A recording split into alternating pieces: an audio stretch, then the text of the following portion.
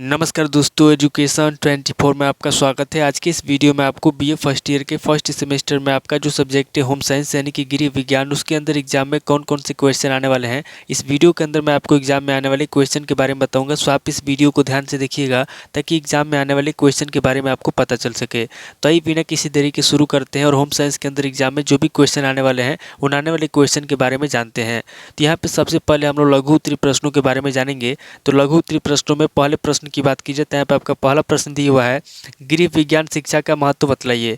पहला प्रश्न कर रहा है जो गृह विज्ञान शिक्षा है, यहाँ पे आपको गृह विज्ञान शिक्षा का महत्व बतलाना है। अब अगले क्वेश्चन की बात की जाए तो यहाँ पे आपका दूसरा क्वेश्चन दिया हुआ है, आरंभिक बाल्यावस्था में भाषा विकास को समझाइए। दूसरा क्वेश्चन कर रहा है जो आरंभिक बाल्यावस्था है, यहाँ पे आपको आरंभिक बाल्यावस्था में भाषा विकास को समझाना है। अब अगले क्वेश्चन की बात की जाए तो यहाँ पे आपका तीसरा क्वेश्चन दिया हुआ है, पोषक तत्वों के आधार पर भोज्य पदार्थों का वर्गीकरण कीजिए। तीसरे क्वेश्चन कर रहा है जो पोषक तत्व है, यहाँ पे आपको पोषक तत्वों के आधार पर भोज्य पदार्थों का वर्गीकरण करना है। अब अगले क्वेश्चन की बात की जाए तो यहाँ पे आपका चौथा क्वेश्चन दिया हुआ है, संतुलित आहार किसे कहते हैं, पर्याप्त आहार व संतुलित आहार में अंतर स्पष्ट कीजिए। चौथा क्वेश्चन कह रहा है कि संतुलित आहार किसे कहते हैं, यहाँ पे आपको सबसे पहले संतुलित आहार के बारे में बताना है, उसके बाद आगे आपको पर्याप्त आहार के बारे में बताना है, संतुलित आहार के बारे में बताना है तथा पर्याप्त आहार व संतुलित आहार में अंतर स्पष्ट करना है। अब अगले क्वेश्चन की बात की जाए तो यहाँ पे आपका पांचवा क्वेश्चन दिया हुआ है, सूक्ष्म खनिज लवण तथा आहार में उसकी महत्ता बताइए। पांचवा क्वेश्चन कह रहा है जो सूक्ष्म खनिज लवण है तथा जो आहार है, यहाँ पे आपको सूक्ष्म खनिज लवण तथा आहार में उसकी महत्ता बताना है।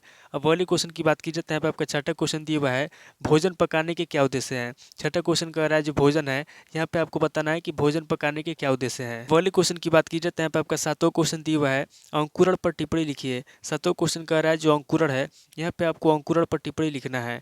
अब अगले क्वेश्चन की बात की जाए तो यहाँ पे आपका आठवां क्वेश्चन दिया हुआ है, अनुपूरक पदार्थों से आपका क्या अभिप्राय है। आठवां क्वेश्चन कह रहा है जो अनुपूरक पदार्थ है, यहाँ पे आपको बताना है कि अनुपूरक पदार्थों से आपका क्या अभिप्राय है।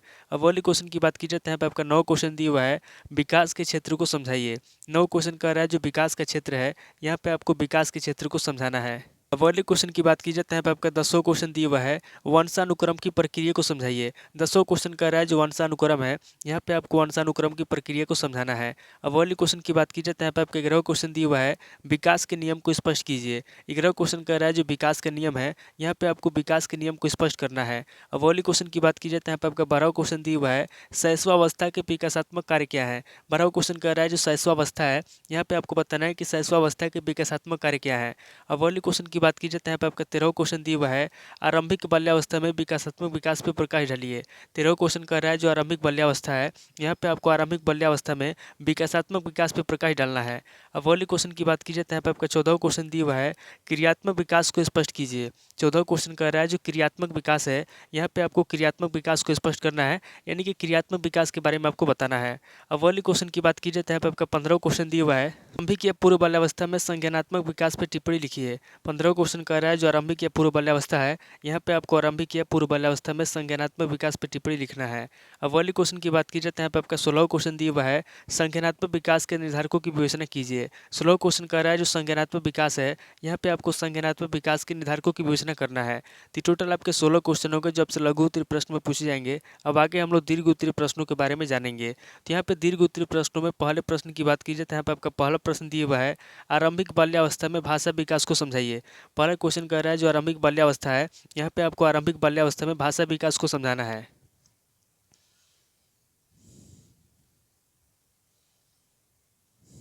अब अगले क्वेश्चन की बात की जाए तो यहाँ पे आपका दूसरा क्वेश्चन दिया हुआ है, आरंभिक या पूर्व बाल्यावस्था में बालक का सामाजिक विकास किस प्रकार होता है, उसके प्रमुख व्यवहार प्रतिमानों का वर्णन कीजिए। दूसरे क्वेश्चन कह रहा है जो आरंभिक या पूर्व बाल्यावस्था है, यहाँ पे आपको बताना है कि आरंभिक या पूर्व बाल्यावस्था में बालक का सामाजिक विकास किस प्रकार होता है, उसके बाद आगे आपको उसके प्रमुख व्यवहार बताना है और उसके प्रमुख व्यवहार प्रतिमानों का वर्णन करना है।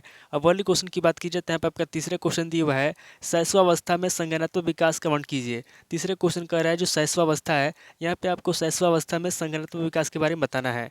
अब अगले क्वेश्चन की बात की जाए तो यहाँ पे आपका चौथा क्वेश्चन दिया हुआ है, शैशवावस्था में होने वाले शारीरिक परिवर्तनों का वर्णन कीजिए। चौथा क्वेश्चन कह रहा है जो शैशवावस्था है, यहाँ पे आपको शैशवावस्था में होने वाले शारीरिक परिवर्तनों के बारे में बताना है और शारीरिक परिवर्तनों का वर्णन करना है।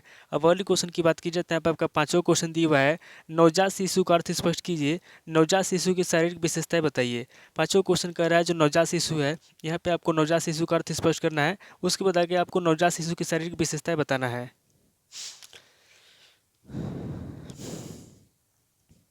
अब अगले क्वेश्चन की बात की जाए तो यहाँ पे आपका छठा क्वेश्चन दिया हुआ है, जन्म प्रक्रिया की विभिन्न अवस्थाओं को समझाइए।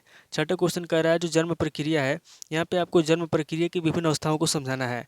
अब अगले क्वेश्चन की बात की जाए तो यहाँ पे आपका सातवां क्वेश्चन दिया हुआ है, डिम्बावस्था को विस्तार से समझाइए। सातवां क्वेश्चन कह रहा है जो डिम्बावस्था है, यहाँ पे आपको डिम्बावस्था को विस्तार से समझाना है।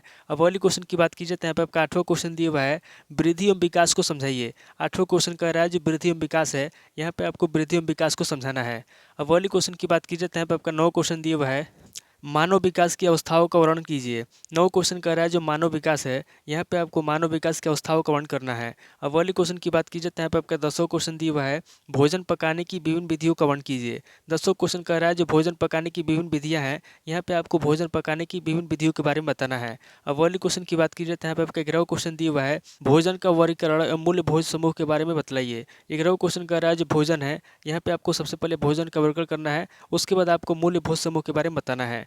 अब अगले क्वेश्चन की बात की जाए तो यहाँ पे आपका 12वां क्वेश्चन दिया हुआ है, हृदय की संरचना में उसकी कार्यविधि का सचित्र वर्णन कीजिए। 12वां क्वेश्चन कह रहा है जो हृदय है, यहाँ पे आपको हृदय की संरचना बनाना है, उसके बाद आगे आपको उसकी कार्यविधि का सचित्र वर्णन करना है। अब अगले क्वेश्चन की बात की जाए तो यहाँ पे आपका 13वां क्वेश्चन दिया हुआ है, श्वसन तंत्र के विभिन्न अंगों को बताइए। 13वां क्वेश्चन कह रहा है जो श्वसन तंत्र है और श्वसन तंत्र के जो विभिन्न अंग है, यहाँ पे आपको सबसे पहले श्वसन तंत्र के बारे में बताना है, उसके बाद आगे आपको श्वसन तंत्र के अंगों को बताना है। अब अगले क्वेश्चन की बात की जाए तो यहाँ पे आपका 14वां क्वेश्चन दिया हुआ है, भोजन के पाचन से आपका क्या तात्पर्य है, विवेचना कीजिए। 14वां क्वेश्चन कह रहा है जो भोजन है, यहाँ पे आपको बताना है कि भोजन के पाचन से आपका क्या तात्पर्य है, उसके बाद आगे आपको उसकी विवेचना करना है। अब अगले क्वेश्चन की बात की जाए तो यहाँ पे आपका 15वां क्वेश्चन दिया हुआ है, भारतीय गृह वैज्ञानिकों के योगदान बताइए। 15वां क्वेश्चन कह रहा है जो भारतीय गृह वैज्ञानिक है, यहाँ पे आपको भारतीय गृह वैज्ञानिकों के योगदान बताना है। तो टोटल आपके 15 क्वेश्चन हो गए जो आपसे दीर्घ उत्तरीय प्रश्न में पूछे जाएंगे। तो इस वीडियो के अंदर मैंने आपको लघु उत्तरीय प्रश्न और दीर्घ उत्तरीय प्रश्न दोनों तरह के प्रश्नों के बारे में बता दिया। सो आप इन दोनों तरह के प्रश्नों को नोट कर लीजिए और किसी किताब से सीरीज से मिलाकर के याद कर लीजिए। तो दोस्तों आज इस वीडियो को वहीं पे स्किप करता हूँ, मिलता है आपसे नेक्स्ट वीडियो में। अगर आपको वीडियो अच्छा लगा तो वीडियो को लाइक कीजिए, शेयर कीजिए और कमेंट करके बताइए कि आपको नेक्स्ट वीडियो किस टॉपिक के ऊपर चाहिए। थैंक यू दोस्तों।